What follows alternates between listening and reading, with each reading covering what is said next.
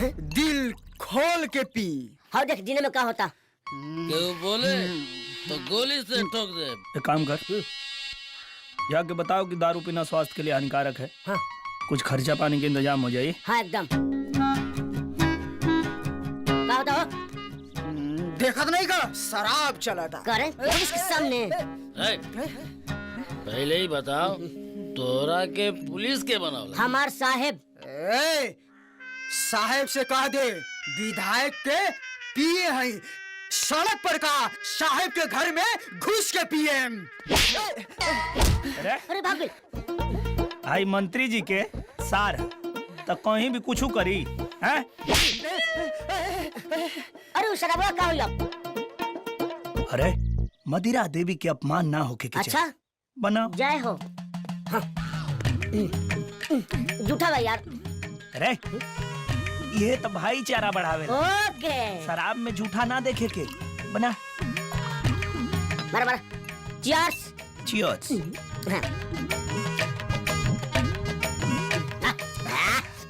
अच्छा कंपनी के माल लागता। चढ़ल बा जवानी मुझे मुंडा खोजता। अरे का भइल गड़िया काहे रोक देनी? समन्वा देखी। दुबे जी हाँ। ये तो वही बा जो रहुआ के तमाचा मरले रहे। सॉरी।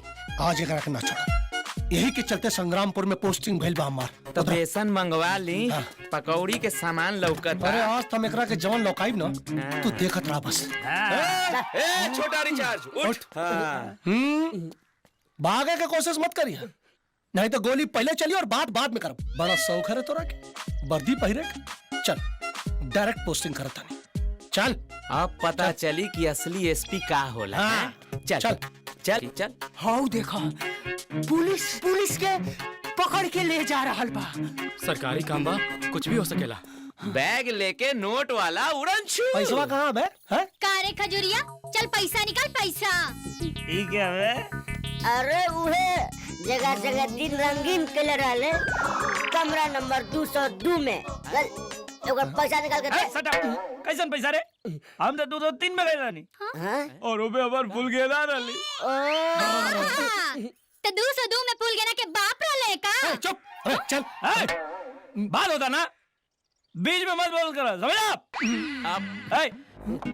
केकरा बारे में बात करता तू? फूल गेना के बाप मतलब हमार ससुर जी। वाह, बड़ा निमन दामाद खोजले बाड़े। दिने में मुंह महकता। बान मिली कहीं? ना मिली, मुंह बंद करो। लेकिन जौन कुछ भी होके वो बुढ़ऊ से मिल के ना हमार जीवन के सार बदल गए। लेकिन तू लोग वो बुढ़ऊ से मिलवा दा हमरा के। संग्रामपुर चले के पड़ी। हाँ तो चला। एक मिनट। कैसन धंधा बे? के आदान प्रदान मतलब इम्पोर्ट एक्सपोर्ट। चोर के साथ। अब ई कंपनी में ता चोर डाकू पुलिस थाना सब चलेला। कंपनी कहाँ बा? आन्हर बाड़ा का ई ताजमहल लौकत नहीं खे। आदान प्रदान में 9 गो जहाज डूब गए। हाँ दुबे जी, बड़ा भारी कंपनी बुझाता। पकड़ ली। अगर सरकार ना दीनू तो एकरे से ले लेवल जाई का इनाम। लौंडा हाथ हिम्मती। हाँ का कल जाए? वर्दी पहरा दिए करा के। वर्दी पहना दी, या तो डिमोशन मिली नहीं तो प्रमोशन। चला चल। कहाँ? संग्रामपुर। चला। आगे कोशिश मत करिए, गोली मार दे। चल चल चल। ए छोटा रिचार्ज। मार दिया जाए कि छोड़ दिया जाए, बोल तेरे साथ क्या सुलूक किया जाए। सर, मेरा गांव मेरा देश यही फिल्मों का नाम ना है सर। ढेर होशियार बनिएगा, सारा गांव आप ही का देश है। चुपचाप रहिए। सॉरी सर। कहा जी है? जानते नहीं है बिहार पुलिस को नाज है हमनी पे। हाँ, हमनी के नाम सुन के बड़ा बड़ा गुंडा का हवा जो है फुस हो जाता है। चल चलता। अरे बड़ा बड़ा गुंडा का फुस हो जाता है, तिलचट्टा का नहीं। आइए ठीक से बैठिए सर। हाँ, डरा ही दिया भाई। मुर्गा बना सन। हाँ बन। ए सर, हाँ?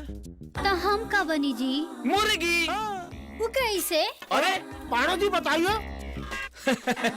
देखिए मुर्गी जो होता है ऐसे होता है और जब बंध जाता है तो ऐसे हो जाता है। हमें तहरा के कहा। अरे ढेर चालाकी ना, तोरे जैसन बड़ बड़ चालाक मुजरिम एक न एक दिन हमनी के जाल में फंसिया जाला। और तोरा के सर तनी हेने आई ना। पांडे जी पर्सनल हो ही जाए देखी। हट बे। एको बात कही, कहा ना, बुरा तो ना मनबा रहुआ ना। खुला नहीं है, खोल के रखा है हवा आने जाने के लिए। साहब के नया स्टाइल बा, हवा महल स्टाइल। सर आवती आवती हो। रवा अंदर चली ना, हम देख के सब ठीक कर देता नहीं। हाँ बताएं कहाँ फसल है। आराम से। हाँ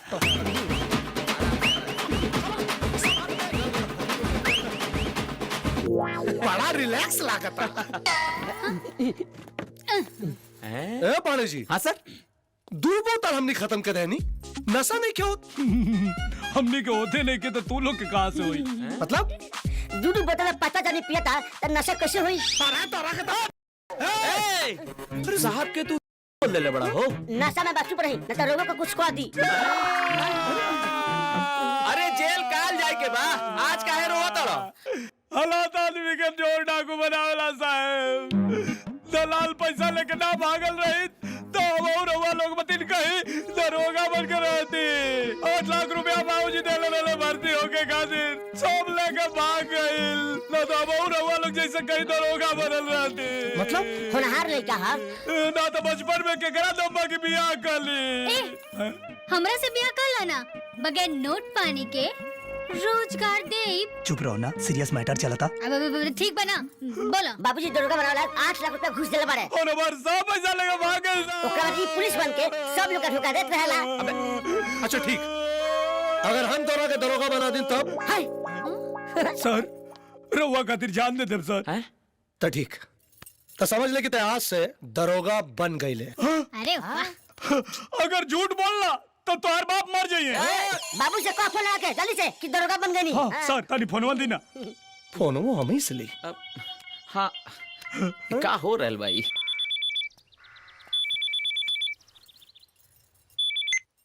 हेलो बाबूजी के चरण में दरोगा बाबू के प्रणाम। के विजय? हाँ बाबूजी दरोगा बन गई, नौकरी लग गई पुलिस में।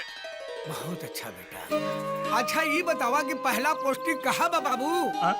पोस्टिंग पोस्टिंग कहाँ बा? संग्रामपुर। हाँ। संग्रामपुर में बाबूजी। संग्रामपुर में? अरे बेटा हेलो हेलो हैं? का भइल? कट गई। अरे काट नहीं खे गई, बैलेंस न खत्म हो गई। सरकारी फोन। बिहारी पुलिस नु। ए दरोगा जी, हाँ। हमरा के भी नौकरी दे दी ना। सर लगा दी ही ना नौकरी पे, हमनी के भी ड्यूटी पे मन लागी। समझ तो नौकरी लाग गई। सर अब पासा पलट गई तो पलटे ना न देव। अनु ये हमनी के बेवकूफ बनोला सर, और अब हमनी एकर फायदा उठावल चाहिए। या तो ये उठी दुनिया से, ना तो फिर हम उठा। ए दरोगा बाबू, ढेर ना ना ता अपन बाल झटकाइब नु त तारा जैसन 10 को दरोगा ढिमला जाइहन, बुझला का? टैलेंटेड भी है। कहाँ बड़ा एक कामेश्वर बाबू? अरे प्रणाम। प्रणाम प्रणाम। आई आई चाचा जी। और सब भाई ठीक बानू? हाँ ठीक बा। हाईली मिठाई खाई। मिठाई? काहे का मिठाई है? बतावा जी। विजय के नौकरी लग गई। चपरासी के। अरे धीरे बोला, दरोगा में नौकरी भइल बा। कहीं सुन ली ना तो सीधे जेल में डाल दी, जिंदगी भर चक्की पिसैत रह जाइया। हाँ तो नालायक दामाद से आदमी के ए से ज्यादा उम्मीद ना करे के चाहिए। दामाद कहनी नु ली दादा दादा डबल मिठाई खाई। बाकी भौजी ई बियाह ना हुई। ना हुई? अरे मर्दे तू आदमी बना के पैजामा तू। पैजामा ही समझ ली मास्टर साहब। लड़की के बाप के का औकात। विधायक जी के पास गई रहनी है नौकरी खातिर।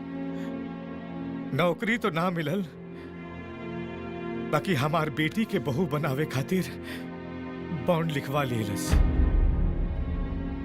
महालालची बड़ा मर्दे। ना चाचा जी, एमे बाबूजी के कोनो कसूर नहीं खे।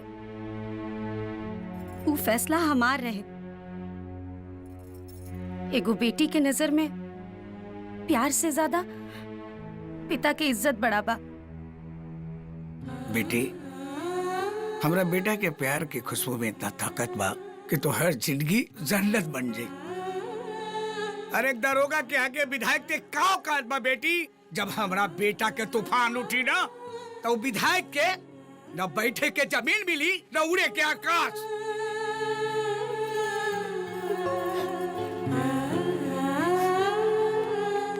चला चला।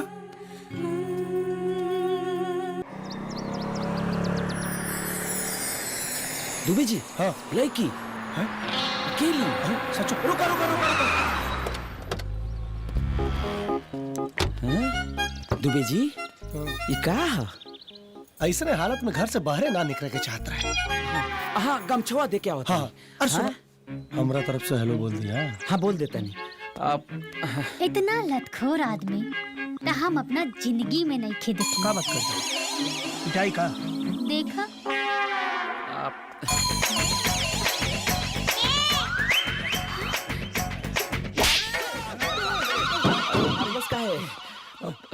बड़े का जानकार बाड़ू हो, वो पहले ही जान गए लोग पिटाई वाला बा। ये बीमारी के दुनिया में बहुत बड़ा प्रचार बा। का बात करते रे? हाँ, अरे दादा, तबे हम सोची कि सीजन में धंधा मंदा काहे चलेला। बिहार पुलिस पे हाथ उठालू है? हम हो यहाँ के रिपोर्टर बानी। शुक्र मनाई की थप्पड़ की जगह चप्पल ना बननी। अरे ये पूरा लागत है मिर्गी आ गई। अरे तो जुदा सुनाओ, जुदा एक सुनाओ। मिनट। जो जो जो जो। हाँ। का भाई? अरे पढ़ के लागत है कि गीला हो जाई। हमार तो पीला हो जाए। ए मर्दे, थोड़ी के दूर बा, तनी कंट्रोल करो लो। चल। अरे सुनो, हमरा के संग्रामपुर छोड़ दे बा। हमार बस चले तो के दिल्ली तक छोड़ दी। अच्छा ये कहाँ बैठिए कहाँ? अरे तो हमें गोदी में। ए, साइज देख के बात कर। हम तोहरा गोदी में, आई छोड़ी हमरा गोदी में। हाँ, ले ले बेटा, एक पे एक फ्री बा। हमनी एक दूसरा के गोदी में। अच्छा बा, चलो दुबे जी, आ गई। पहले बेटा, हम पहले।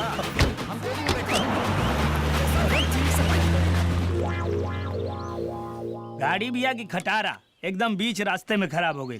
खराब ना हुई तो सरकारी गाड़ी प्राइवेट ना हो जाई। तोरा कितना जल्दी कहाँ संग्रामपुर जाएगा? हमार प्रेमिका इंतजार करत तारी। ए भरम में मत रहा। काहे? कितना दिन से बारे बाड़ा? 3 साल से। हमारे गांव का परसा 2 साल से पंजाब में है। गांव में ओकर मेहरारू माई बन गईली। हमार फुल के ना ऐसा नहीं खी।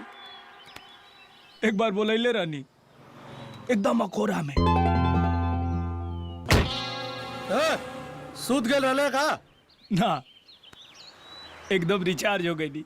जल्दी चल नहीं तो हमने डिस्चार्ज हो चल, चल। जाए। मैडम, छोटा रिंग है, बैठा, चला। चला।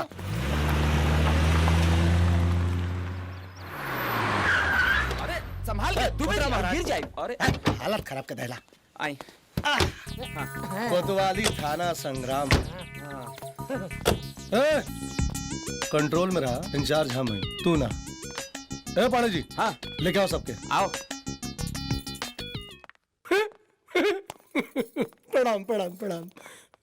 ई खाना की ताड़ी खाना। ए मैडम, जबान पे लगाम रखा, नहीं तो ऐसा दफा लगाई ना कि एक बार भीतर गैला पे बाहर ना निकल पाइबू। ए, अगर हम भीतर आइब नु ना, तना थाना लगी ना केस, सीधा एनकाउंटर। अरे भाई, ई केकर पूजा हो रहल बा? एजा के देवता हैं यहाँ के। अरे तो प्रणाम करा महाराज। सर प्रणाम। देवता ना राक्षस कहीं। ई मुकामा सिंह के फोटो है।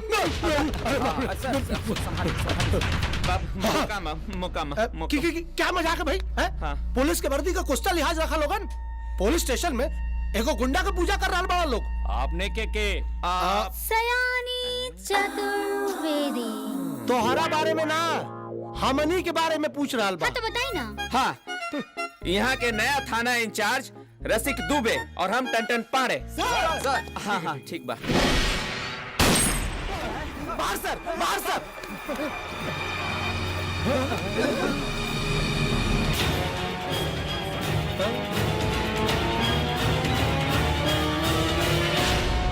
मार देनी रे नरेश तिवारी के। मुंह का देखता रे? कौनो पहले मर्डर के लिए का? ना तो मारने ये कहेला।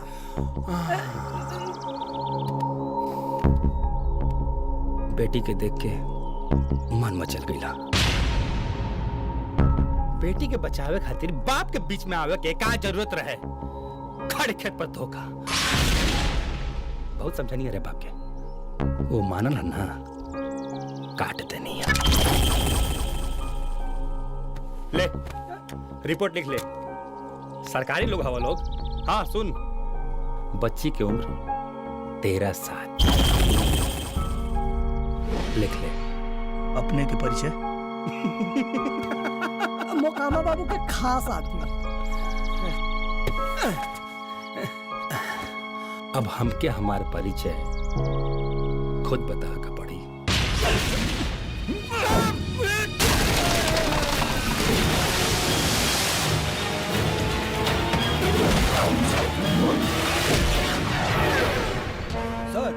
सर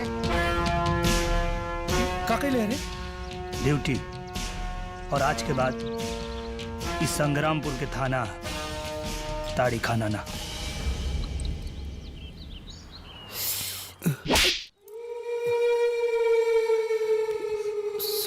सोचे से पहले मार तलसा। बुरबाक आदमी सोच के थोड़े मारेला रे। बड़े दिन बाद पिटाइल बाड़े, बिन कसरत के ही शरीर सही हो जाए। क्या करो, मजाक ना उड़ा के चाहिए। गिरते हैं शह सवार ही मैदान जंग में। अरे कोनो बात नहीं के, सब ठीक हो जाई। मुकम्मा सर, विधायक जी पता कर रहल बानी। अरे पहले ही पता करे चाहत रहल ना। बदन मोहना के है, बाकी मोहर मोकामा के नाम के लागल बा। मोकामा के नाम के। अब जो लोगन के पता चली तो का कही लो। एक मिनट, अब एसपी की फोन करता नहीं ना। हेलो, विधायक संग्रामपुर चंद्र मोहन पांडे बोलो तानी। बोलिए। अरे का दिमाग खराब कर रहे हो जी? कौन आदमी को भेज दिया जी बिना मौत के मारा जाए?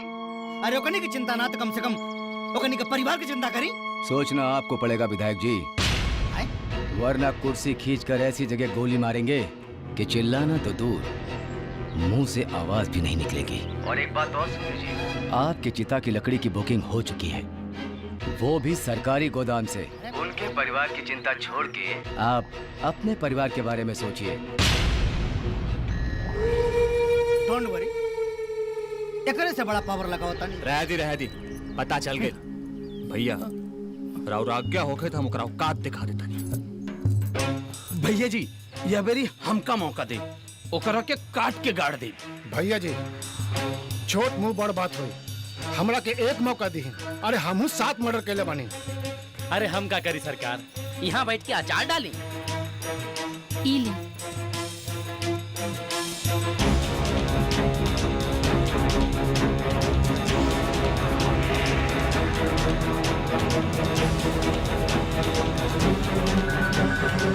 अजगर। सुनो गांव वाला, शायद वो पुलिस वाला के पता न रहे कि मोकामा सिंह के आदमी पर हाथ उठाए वाला दुनिया से उठ जाला। आज 12 बजे दिन में सरेआम थाना में घुस के होकर हत्या हो गई। अगर तमाशा देखे के बाद तो आ जाइए सब लोग।